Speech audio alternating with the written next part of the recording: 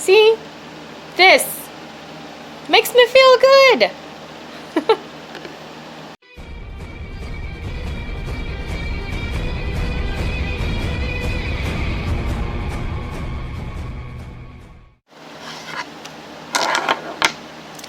Game face. You know, I thought about saying that when I hit the record button like 3 times and went, you know, you're gonna sound so freaking ridiculous saying game face. But, you know, I got to thinking, I'm like, since I'm a stay-at-home mom and I don't like ever leave the house, which I'm actually okay with, like a super extrovert, but I guess I've kind of turned into a bit more of an introvert since I became a stay-at-home mom. So anyway, sometimes I get to thinking and I'm like, why do my makeup when I'm not even leaving the house and the only person who really sees me in any given weekday is Doug? I love being put together for him though. And I wouldn't necessarily say like I put makeup on for him necessarily. I put makeup on for me. It just makes me feel better. Like I don't know, when I see myself, when I pass myself in a reflection or a mirror in the bathroom or whatever, like the fact that I took care of me even a little bit in putting my makeup on, it just, I don't know, it makes my day better. It makes my day better. I feel like I can do more. I feel like I'm prepared for more because I feel good about myself. So, like, and I don't overdo it. There are a lot of people who do like the whole 9 yards, you know, the foundation, this, that, and the other thing. I don't do all of that when I'm not even going anywhere because, well, mainly because when you do that, you really should wash your face. And I'm lazy and I don't want to do a whole face wash routine at the end of my day. But I feel like I have a super simple makeup routine in my basic. And I mean, I think the term for it is like a sweetheart look, because it's just that soft pink, I guess I would say soft red though, not really pink, eyeshadow. And I don't put anything on that has like a lot of shimmer or glitter or anything, because that stuff just never comes off. And I'm not trying to look like a runway model cleaning my house. But it does make me feel more put together. It just does. It gives me more confidence, and I feel like when you have more confidence, you're more productive. It's kind of one of those simple little things that have a good self-esteem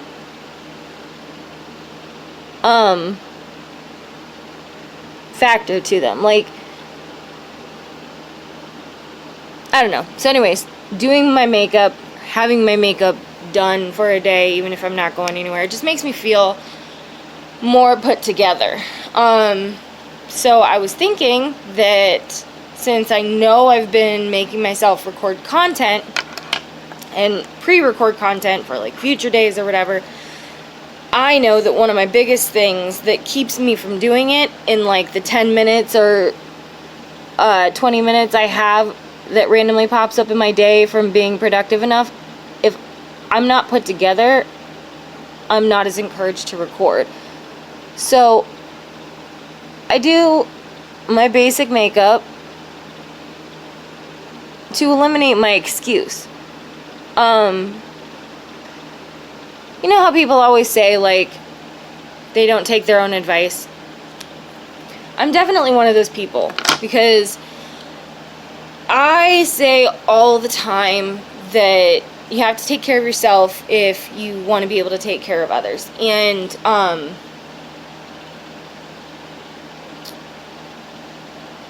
this is going to sound super chauvinistic and selfish, but I give my kids a lot of really solid, good advice that I feel like makes an impact on their lives, and I've given really good advice to people in the past that have told me that they are grateful for that advice.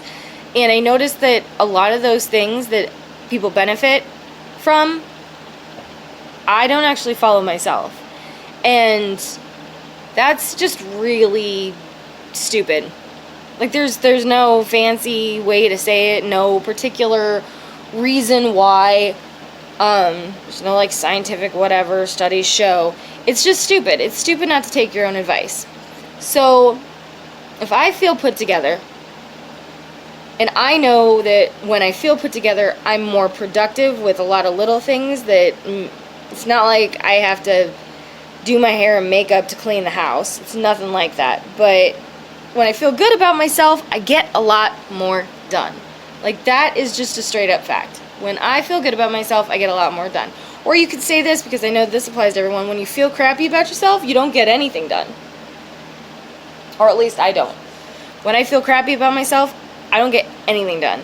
And if that in itself is at least true, that if I feel crappy about myself, I don't get anything done, then why wouldn't I want to do things that made me feel good about myself, and at least start there with feeling productive, or feeling like I have the motivation to be productive. A lot of people will say that, a lot of motivational speakers will say that, you know, you can continue to look for motivation all you want. You can pin quotes that really, like, reach out to you. You can even read, you know, helpful verses in the Bible. But if you don't take it to heart, if you don't live it out, then, I mean, it's not really motivational. You have to follow through. You have to do. And that's one piece of advice that I give everybody that I don't take myself, that I really should. Look at this way curly hair. Anyway, it is almost always true that when I start doing things, I finish things. Like, one of the biggest hurdles in my day, especially with all the stuff that I do on, like, a daily basis or a regular basis. Anyway, my hair's crazy. Once I start doing things, I continue to get them done. So I'll be sitting here trying to plan or organize or create action lists of things that need to get done. And then there's some times when I'm putting those things down on the list and I'm like, you know, I'm saying that my goal is to have this done by tomorrow or to have this done by the end of the week, when it's something that would literally only take me like 10-15 minutes if I just got up right then and did it. Like, things that take less time to do than it takes to plan to do, you should just get up and do it. Like, just get up and do it, or at least get up and do a little bit of it. So you're giving yourself, like, a head start, right? Like, you don't have to tackle the entire sink full of dishes, but if you do one drying rack worth, then it'll be a lot less daunting to complete them. And before you know it, if you do, like, a little bit and a little bit and a little bit and a little bit, and all of a sudden you realize that little bit only has, like, 2 or 3 dishes more than the little bit, and then it's done. I roll my eyes because this is something that every single job has ever said. Clean as you go. And I think that when you're younger and you think that you know how to do something efficiently, you don't take those simple pieces of advice that you hear all the time as much to heart as you should. But there are few things that are universally the best pieces of advice, like clean as you go. If you do just that in itself, clean as you go, in everything, in cooking dinner, in laundry, if you clean as you go, then you'll notice that there are a lot less things on that daunting daily to-do list, because they just start to kind of take care of themselves in the way that you function. And that's when things end up being so second nature that you don't have to put forth a ton of energy in making them part of your routine. They just are. It's like they're built in. Do things, the little things that bug you on a regular basis, do them more often, and it'll just be second nature to have them done. And you'll approach them with a better attitude, and you'll feel less like overwhelmed by them in general. And again, this is a piece of advice that I give that I rarely take, but I've been doing a lot more lately to try to take my own advice in it. And it's not just like a straight up easy thing, because my fiance did point out to me that I kind of created a bad habit in trying to create a good habit by I like never sit still. I never sit still. And there's a lot of times where he's home where my time would be much better spent doing nothing on the couch with him while he's able to be on the couch doing nothing with me, than for me to be constantly up and down and up and down and up and down and pacing and pacing and pacing and pacing. And I didn't realize that I had been doing that, because during the day, now that 4 of my 6 kids are in school, during the day it's just me and my 2-year-old and my infant. And they self-play, and they're pretty easy to take care of in comparison to having other additional toddlers home for the last year or two. And I don't have basically anybody that sort of that pulls my attention during the day. So I didn't realize that I kind of always spastically get up and clean, sit down and think, get up and clean, sit down and think, get up and clean, sit down and think, get up and clean, sit down and think. Like, I didn't realize that if someone else were here to spend time with, that part of my routine during the week would ultimately end up in me not paying enough attention to other people. And that's not what I wanted. That's not what I wanted when I wanted to try to create a more like fluent routine. And I also have noticed that going from chaos to having a routine, and having a routine that works, is actually kind of taking a back step. Because now I rely very heavily on my routine, because I've got a lot of a routine that works really, really well, that when something has to happen that's outside of my routine, I kind of freak out. So I'm working on that, feeling a little bit more flexible with my routine. It's a work in progress. And these are the types of things that's why they say it takes 21 days to make a habit and 90 days to make a lifestyle, or 21 days to build a habit, 21 days to build a habit, 90 days to build a lifestyle. And you can't do a million things at once with that, but you can do one thing in the 21-90 rule. And I realized that means that there's one more bout of 90 days before the end of 2019.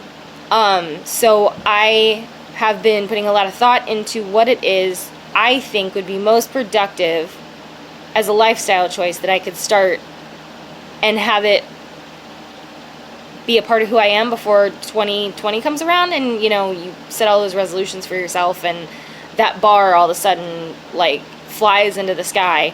I think I'll feel more accomplished if I make goals now to complete before the new year, than make a bunch of goals at the new year that fade and fall off right after.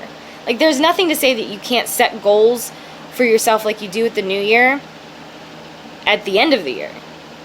And I'm hoping that by doing so, by setting goals for myself now to complete before the end of the year, before resolutions hit, that it'll give me more confidence and more courage to tackle things next year. It's all a work in progress. That's why I started this vlog thing, because life is complicated. It's complicated. It is never going to get easier. Never. Life will always continue to happen. You will always continue to grow. And mindset really is the most difficult thing to change. Because it requires so much more effort than avoiding responsibilities.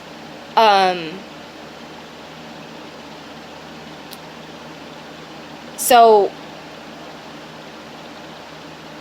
mindset, I guess, might be the next thing that I rant about, because this is 15 minutes long, and if I keep going, it'll feel like a lecture. Anyway, so once I figure out what my 2190 is before the end of 2020, I will let you know. In the meantime, maybe in the comment section below, tell me what goal you would like to have accomplished before you hit the new year.